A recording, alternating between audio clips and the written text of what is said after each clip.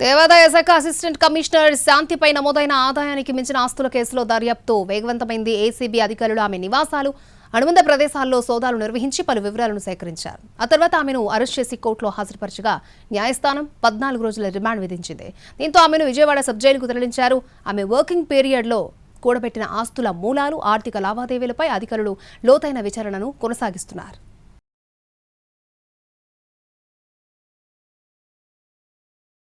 ఆదాయానికి మించిన ఆస్తుల కేసులో ఏసీబీ అధికారులు దేవాదాయ శాఖకు చెందిన అసిస్టెంట్ కమిషనర్ శాంతిని అరెస్ట్ చేసి రిమాండ్కు తరలించారు. కేవలం 6 ఏళ్ల ఉద్యోగ కాలంలోనే శాంతి కూడబెట్టిన ఆస్తులు ఇప్పుడు సంచలనంగా మారాయి. అక్రమాస్తుల కేసులో శాంతికి సంబంధించిన 3 చోట్ల ఏసీబీ అధికారులు సోదాలు నిర్వహించారు. నిందితురాలి వద్ద 76 గ్రాముల బంగారం లభించగా ఇంటి సోదాల్లో మరో 700.19 గ్రాముల బంగారు ఆభరణాలు, 2963 గ్రాముల వెండి వస్తువులు, 1,13,000 నగదును గుర్తించారు. తనిఖీల్లో అదనంగా 6,52,000 రూపాయల విలువైన గృహోపకరణాలు, విశాఖపట్నం శివారు ఎండాడలో ఓ ఫ్లాట్, తాడేపల్లి కుంచనపల్లిలో విల్లా, బ్యాంక్ ఖాతాలో 2,84,000 రూపాయలు నిల్వ ఉన్నట్లు అధికారులు వెల్లడించారు.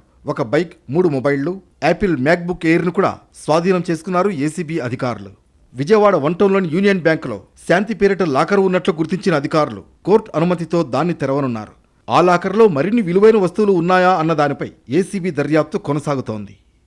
శాంతి బాధ్యతలు స్వీకరించినప్పటి నుంచి పలు నిర్ణయాలపై వివాదాలు నెలకొన్నాయి. విశాఖ, అనకాపల్లి ప్రాంతాల్లో ఆలయ భూముల లీజుల మంజూరుపై అప్పట్లో అభ్యంతరాలు వచ్చాయి. ముఖ్యంగా అనకాపల్లి జిల్లా లంకెలపాలెం ప్రాంతంలోని ఆలయ భూముల కేటాయింపు అంశం చర్చకు దారితీసింది. ఈ వ్యవహారాలపై వచ్చిన ఫిర్యాదుల ఆధారంగా విచారణలు కొనసాగుతున్నాయి.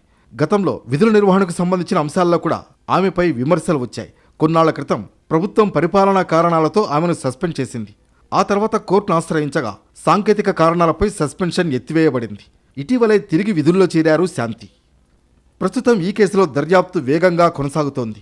గుర్తించిన ఆస్తుల విలువ, ఆదాయ వనరులు, లీజుల మంజూరు ప్రక్రియ తదితర అంశాలపై అధికారులు సమగ్ర విచారణ చేపట్టారు.